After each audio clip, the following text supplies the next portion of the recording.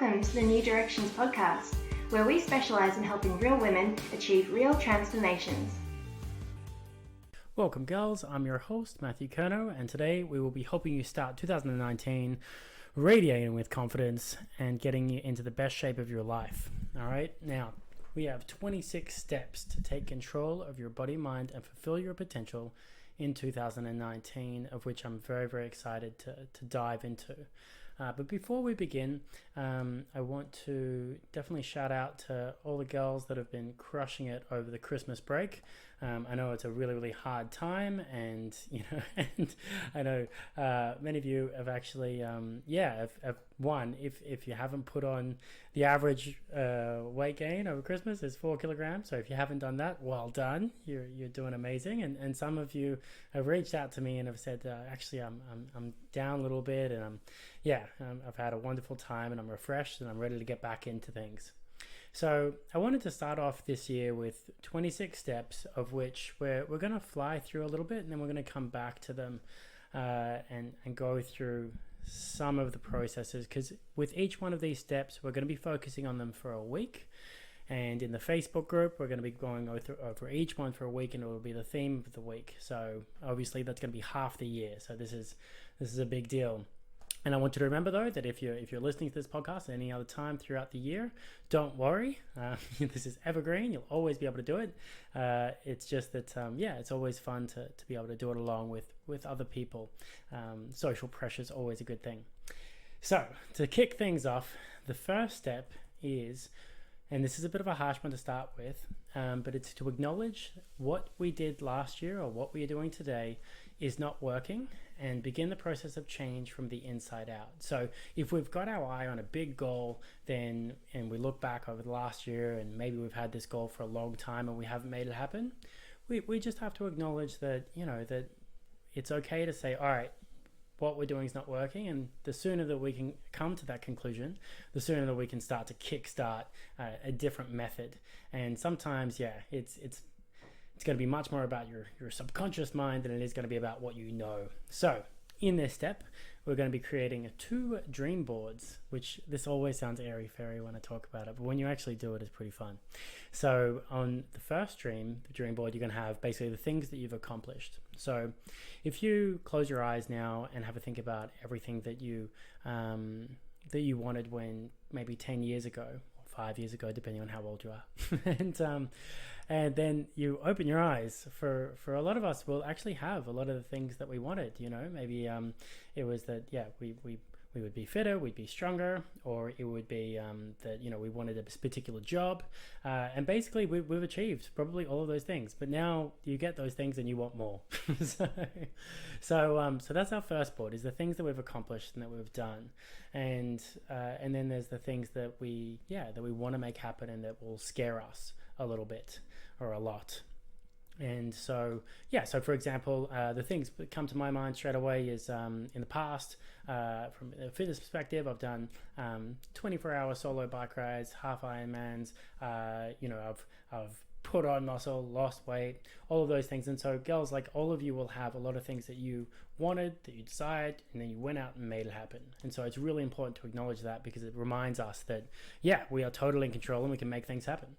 And then we create our dreams to be accomplished board, which I like, sky's the limit. I want you to think big and forget about if you are concerned that maybe you think, I don't want anyone to think bad of me if I think of this or that, or just shut that up. And all I want you to do is create a dream board of your dreams. You can literally do this on Word and just get photos from lots of different places and then print it out, or you can draw it, or you can do it any way you like.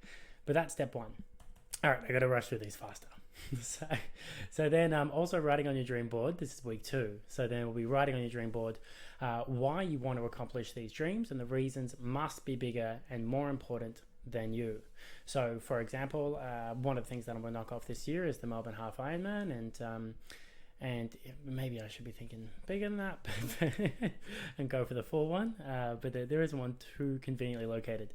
So when I think of that, I think of the fact that, in years to come, I want to be the type of person that my family admires, that my partner admires, and part of that is doing what you say you're going to do, following through on it, and that will create hopefully really good kids in the future, as well as a happy partner. All right, so then moving right along, we go to week 3. So before you go to bed every night, handwrite. That's really important, to handwrite a list of what you want to accomplish the following day. So too often we start our day looking at our phone straight away because the alarm's on, and then we might check out Facebook or Instagram or email, and then we lose time. We're not as efficient, and our mind is a bit scrambled before we even start the day. So we really need that piece of paper that's also not glaring us in the face when we look at it, to remind us what we decided was important beforehand, before we got railroaded by some social media or a friend that wants us to do something else. So that's really important.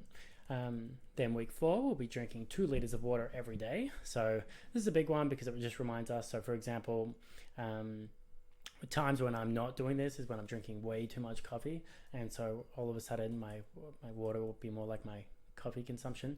So by having that 2 liters of water, all right, it's obviously going to make us in a better mood. It's going to keep our immune system strong. It's going to make us happier, and then the better mood we're in the first place will basically decrease the likelihood that we'll make bad decisions. So if you're going past a McDonald's sign and you're feeling great, you're having an awesome day, then you will move right past it, no worries at all. But if you're having a crappy day, or if you're super dehydrated, you're going to be more susceptible to making a bad decision. So we want to make sure that we are starting off every day in a really strong foot and making the most of it. So drinking 2 liters of water a day is a piece of cake. That's one of the easiest things you could ever do. So making that happen, again, is just all of these are gonna build. Every one of these steps is gonna snowball into you being a better, stronger, healthier, fitter person for 2019 and radiating with confidence. All right, so then starting every morning, so this is a big one, starting every morning, reading your to-do list, all right, for the day. So it's not just good enough to write it the day before, you do have to read it. Drinking your water and getting in a quick workout first thing. So for some of you, I know for some people are evening workout people, some people are morning people, but if you can get it done first thing in the morning, that's awesome. All right, and then by workout at first, these changes are going to build on themselves. So it does not mean that you need to go out and you must do an hour's workout at first, depending on yourself where you're at right now. So if the best thing for you is to basically just put some runners on, get out there for either a 5-minute jog or a 20-minute walk, just getting started, making it so that every morning you are exercising, that's the building block. If you're not even showing up, you can't improve. But if you're showing up, you're almost guaranteed to keep progressing, because you're going to really see the benefits to yourself, your mood, your happiness, and that's going to be wonderful. All right, so then this is another big one. So this is called your creative statement, your statement of intention. And I'm going to go into this in more detail, obviously later on. But basically, your statement of intention is writing out exactly what you want. So getting back to that dream board, it's going to be what you want. You're going to have a definite date to achieve it, and you're also going to have a definite plan of how you're going to make it happen. And if you don't know how you're going to make it happen at first, that's okay. That just means that you have to reach out to people and get some help. Then you're going to read it out loud daily, and you're going to do it with emotion. So it's not just like, okay, I want to, feel confident in this outfit, or I want to, no, and don't shy away from it. You want to be like, almost make it the present as well, and just say, I feel confident in this outfit. I feel, fantastic about my body. I am proud of who I am and what I stand for. And saying those things out loud every day, basically it compounds. It starts to work on your subconscious and your emotions, and all of a sudden you go from feeling like, one day maybe I'll be able to achieve this, but probably not, I might be kidding myself, to then all of a sudden being like, oh, I'm actually doing everything on my to-do list to make this happen, and now it's an inevitability that my goal is going to be achieved. And then you've got to be able to take that goal that was once a dream and put it on your dreams accomplished board. So then think of 3 people you admire that have what you want and that would be happy to help you in your journey. So this can be like online as well. So obviously it works best to know someone in person because they're going to rub off on you a lot more. But because we do start to take on the habits of the people that we're around. So, but you can also do it online, just like you're doing right now through listening to this podcast and going, okay, well, how are these people, these super fit people, what are they doing? What is it about them that I can make in myself? Because you are in control of your future, you are in control of your body, and you are in control of your mind. And when you take control of it, anything's possible. You can make it happen. So getting those 3 people around you that probably have what you want. And sometimes we're hit by a bit of envy when we look at people, because we think, oh my God, they've got everything I have, they must be so happy, blah blah blah. And that envy can actually get in the way of reaching out to people and getting help. And odds are those people would, 1, love to be able to give you help because it makes them feel good about themselves, and 2, they will be chuffed that you're asking them, hey, how did you do this? How did you get fit? What do you do to be in such a great mood all the time? So that's beautiful. So then we're in week 8. So then organizing a get together with friends that involves physical activity, i.e. walking, jogging, riding, with the girlfriends, or even going horseback riding.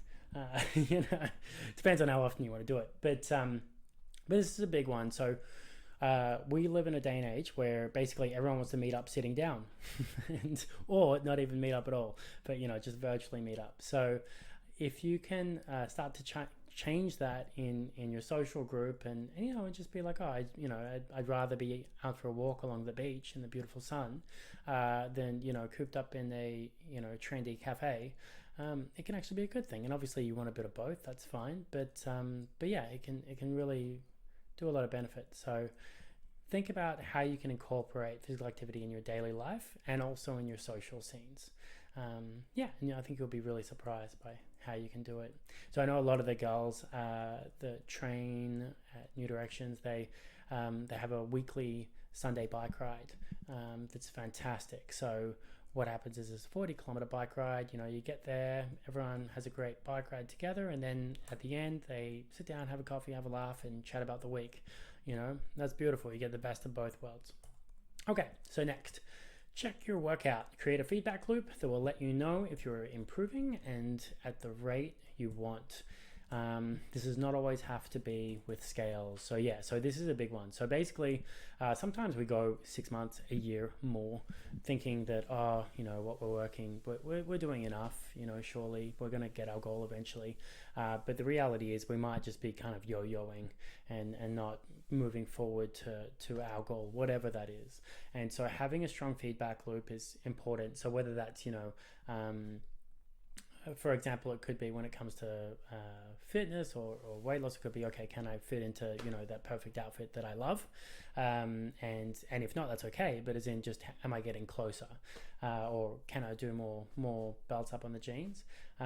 Sometimes people have really adverse reactions to scales. And so you really want to know if that's you, and that's okay. Because usually what ends up happening for someone, I'll give you an example of someone that should not get on scales to tell if they're improving.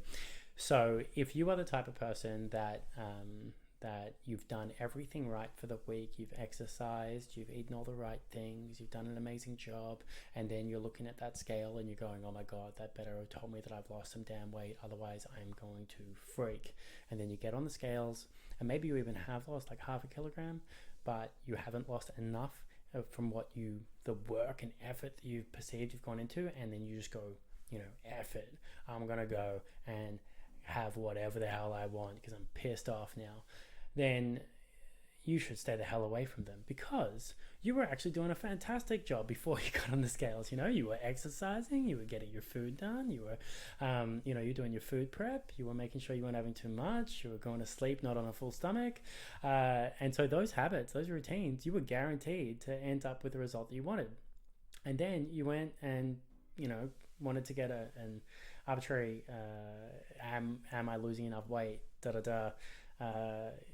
in 1 week, and you got the wrong answer, and so then you totally took yourself off the rails and of when you were actually progressing and doing a fantastic job. So stay away from them, and instead look at other things. So for example, obviously there's the fitness improvements. Are you running faster? Are you getting further? Are you getting stronger? Yes. But if it is, because obviously weight, scale, size does come up a lot, right? So in order to know if you're doing better there, waist measurements, hip measurements, obviously going through arm, chest, waist, hips, leg measurements. You can do all of that, but the biggest one is going to be the waist, because that's usually where most girls are going to lose the most.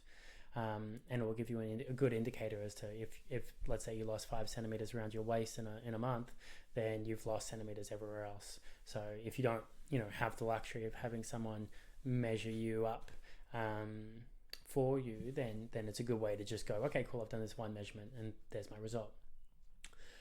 Anyway, so that's I want you to really know, scales is not the be all and end all.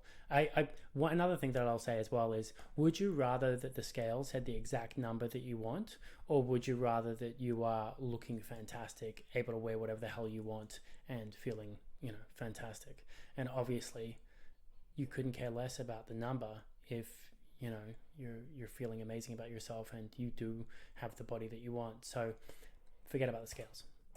All right, sign up to 3 physical events to complete in the next 12 months. That's week 10. So this is a big one. So, and these physical events could range, you know where you're at. So it could be anything from a 5-kilometer run to half marathons to big tough mudders or short tough mudders. It's really up to you. The main thing is, though, that you're getting out of your comfort zone. And these events act as another feedback loop as well, because what they do is they are going to let you know if you're improving or not. And they're also like, let's say you didn't train very much and you weren't very diligent, and then you go and do one of these events, you're going to feel a little bit crappy about it, because you're like, I could have been so much stronger, but I didn't put in the work. And that's good. I want you to feel those negative emotions, because that's going to be the thing that makes you train hard for the next event and keep you in line. So that's really good, okay? And also you're going to be surrounded by other fit, strong, active people, and either you might feel like an outsider when you first rock up at those events, or you might go, oh my God, this is awesome. I love these people. This is great. Either way, you'll start that journey of going from not feeling comfortable and not feeling like you fit in to absolutely fitting in and feeling at ease in those groups. Okay, so next we've got, so this is for the girls that are, that want to feel confident in certain outfits and don't feel like their body matches how they want it to be. All right, so here I'm saying go to your dresser and find the clothes that you absolutely love and wish you could wear, but maybe that don't fit you right now, or you don't feel ready for them. If there aren't any dream clothes in your closet, then take this as a sign to go out and either buy one or just take a photo. Preferably buy, though, because if it's in your hands, you'll be like, oh my God, I'm imagining myself being in this, and it'll be stronger. So then the emotional connection to that outfit will be stronger. So then hang it up somewhere that you will see every day as a reminder to you that you are from this day forth. Right, sorry, I've written this down. So basically what I'm saying is that when you look at that outfit, I want you to think that from this day forth, your mind is strong enough now, you've got the habits, you're doing the work, and it's just your body catching up. So very soon, you will be able to fit into this outfit, and every week that you try this on again, you will be getting closer and closer and closer, and that will be very exciting and very motivating. All right, so the next week. So this is when we get more into the nutrition side. All right, so start a food journal for 1 week and write down everything you are eating and what you were feeling and thinking at the time. So this is a simple activity that can be very eye-opening. All right, and I want you to review it at the end of the week. So, for example, I'll give you some key examples of typical habit loops. Right. So, for example, if you are not eating during the day because you believe that food is bad, it's going to make you put on weight, or it's evil, or whatever, you're going to avoid food throughout the day, and then you're going to start to have a sugar low, and you're going to get hungry, and your mood's going to be down. You're going to be upset easily, if not in the moment, and then you're going to obviously go past things that are probably going to be cues to eat, and and then you're going to lose control, because obviously your body's going, hang on a second, we are starving, you need to feed us, and we're having a massive sugar low, so help. And so then you'll typically a person will then eat a lot and potentially have like 2 dinners, or eat dinner and then find themselves snacking throughout the night. And so that means that then they're on a full stomach when they go to sleep, which means that they can't really sleep well or deeply, because they are their body's still got to consume what or absorb what they're digesting. So then they wake up, they're groggy, they're grumpy, they're sleepy, and now they've got to go to work. And when they look at breakfast, they think it's evil again, because they're like, that was the food that made them feel like crap beforehand. So to break this cycle, you really need to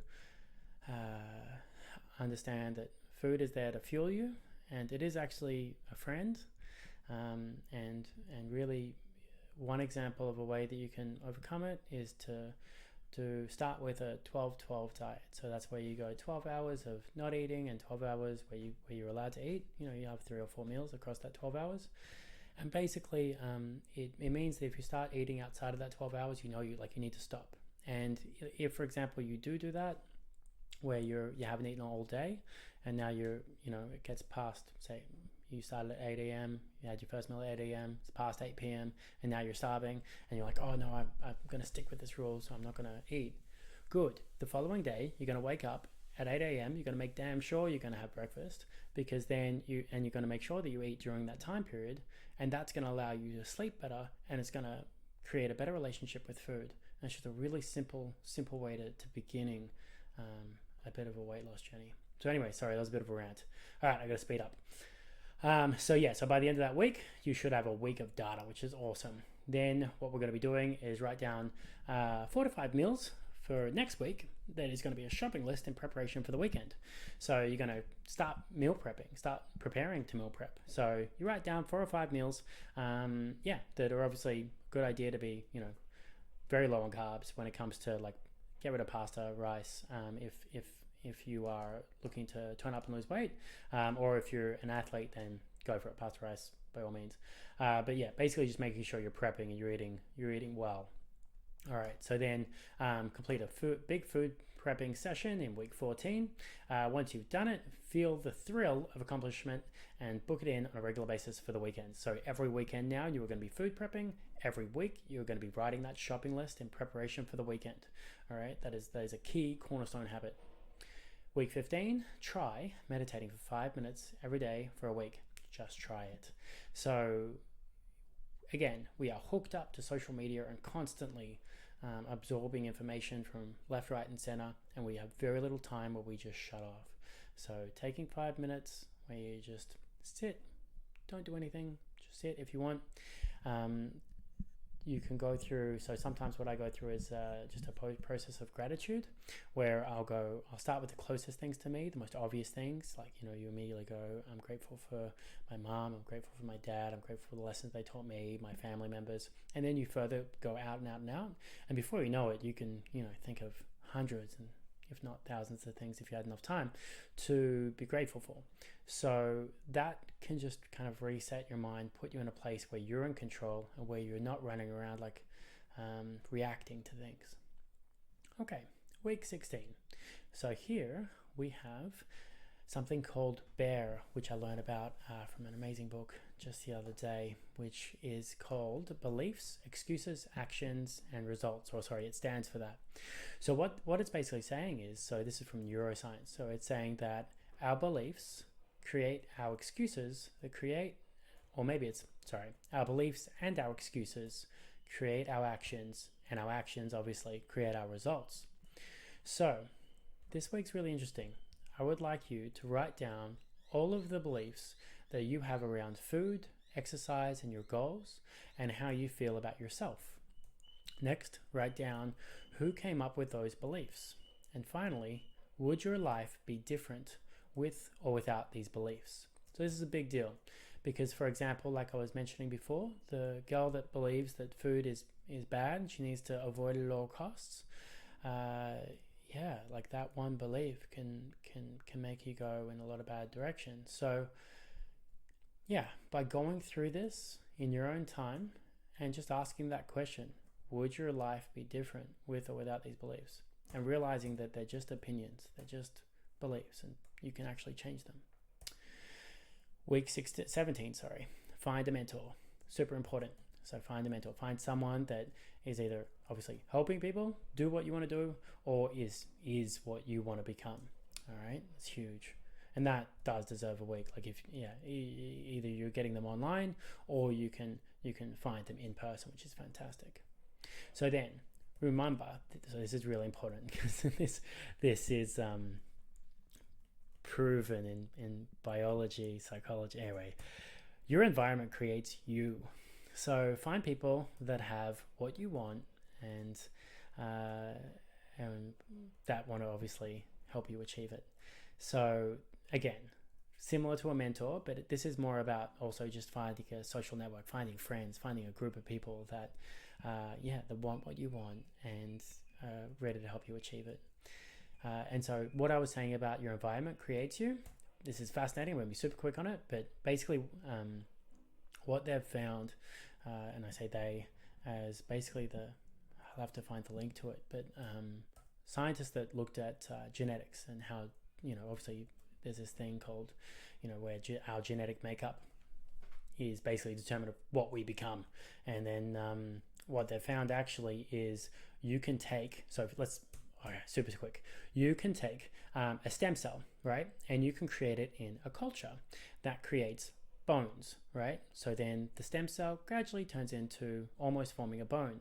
Then let's say you take those stem cells, because there'll be several hundred of them, you take those stem cells and then you put them in 3 different cultures, right? They're identical at that time, but then you put them in 3 different cultures, 1 bone, 1 muscle, 1 fat, for example. And then all of a sudden, those stem cells are going to become fat, bone, and muscle. So what that means is if you're hanging out with losers, you'll become a loser. If you hang out with super fit people, you will become super fit. Okay. So anyway, okay, moving along. So pick your fasting time periods and stick with them for 1 week to see how it feels. You can do it, for example, on like an 8-16 basis or a 12-12 to begin. So what I'm saying here is, a really great way to just make sure that you are eating in a healthy manner. It's just really simple, is to limit the time period in which you're eating. So it immediately stops you from having like super late meals. And so 8-16 is really powerful. So that's 16 hours of fasting with 8 hours of eating. Some people don't like to start there. So doing a 12 hours of eating and 12 hours of fasting, or just where you're allowed to eat during those 12 hours is a good way to begin. And then for those that are super keen, you can either do, so in week 20, do a fasting day of 600 calories. Try 2 fasting days in a week. So obviously that's getting you prepared for a 5-2. And naturally this is for the people that are looking to tone up. Or you can do a full 16 to 24 hour fast. So for some people in the group, they've done 24-hour fast and they swear by them. And for some religions, doing 1 day a week where you fast for 24 hours is just part of the religion. It's part of the norm.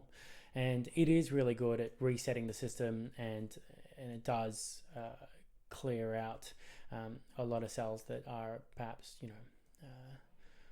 not essential. Again, I'll skip along, but we can go through that at another time. So stop looking at and watching things that depress you. Right, week 21. So this should probably be earlier, but it's really important. So stop looking at and watching things that depress you. So that means anything on, and I know, like, yeah, at the moment, we've got the fires going on. Epic, incredible, once in a lifetime fires happening in Australia. And so, yeah, as far as what we can do, it's either going to be send resources, send, obviously send, whether it's gifts, money, fuel even. But basically, once you've done what you can do, don't get sucked into watching, 20 hours of footage that's going to depress you, because what you focus on, will give you more of that. So here's what I mean. So week 22, focus purely on what you want, never what you don't. So there's a system in your brain called the reticular activation system that will not hear the word don't and will give you what you are focusing on. So naturally, we can see this really easily in one, it's proven in social networks, but also you can see it just if you look at your own social circle, right? Usually happy people hang out with happy people, depressed people hang out with depressed people, and that goes for everything. People that are overweight hang out with people that are overweight, and the reason for that is actually because ideas spread, and so people are drawn to people that reflect their own ideas. But so what I'm saying here is focus on what you want, not what you don't. So if you want to be a happy, bubbly, outgoing, confident person, don't focus on the things that make you upset. Okay, and then week 23, do an endurance training session if you haven't already. So challenge yourself with an endurance workout this week. It must be a little longer than anything you've done in the past, so anything ever. So if you've done a 2 hour, I want you to be a little bit careful here. So if you once did a half marathon but you haven't done it in 4 years, be careful. Basically just do an endurance training session that will challenge you. Then week 24, remember to move what was a dream to the dreams accomplished board. So by this point, week 24, surely some of those things that are on that dreams to be accomplished board will have been achieved. Especially if you're doing the fasting, you're hanging out with people that you admire, you've got mentors, you're absolutely crushing it, right? And when the time is right, let the girls know in our Facebook group, so the New Directions Women's Fitness Facebook group, let them know of your progress and accomplishments, because they will love to hear it and they will definitely give you a huge pat on the back. So then, week 25, reach out to someone getting started on their journey and give them a hand, whether in your local community or online. We all need mentors, and you have now become one, so congratulations. And then finally, week 26, take this week to acknowledge your accomplishments, reflect, and decide on what your next steps will be. So I imagine that we'll definitely be looking at the dream board and seeing if there are things still there, and looking at your training program and going, all right, do I need to mix things up? Do I need to step it up? Or do I already have the trajectory that will get me where I want to go? And just acknowledge all the amazing things you've done over the last 6 months. So that is the 26 steps to take control of your body and mind and fulfill your potential in 2019. You will be radiating confidence and getting into the best shape of your life by nailing that. So again, every week we're going to be in our New Directions Facebook group. We are going to be going through one of these over the next 26 weeks, and it's going to be a whole lot of fun. So I will leave a link in the description for the Facebook group. By all means, come on down. And if you are getting started, definitely just post a photo of your dream board, or of what you want to achieve and why you're doing it. We would love, it doesn't matter when you start, we in the Facebook group will love to get on board and support you and keep you going. So on that note, I wish you all the best for 2019 and for whenever you start the 26 steps, and I will see you soon.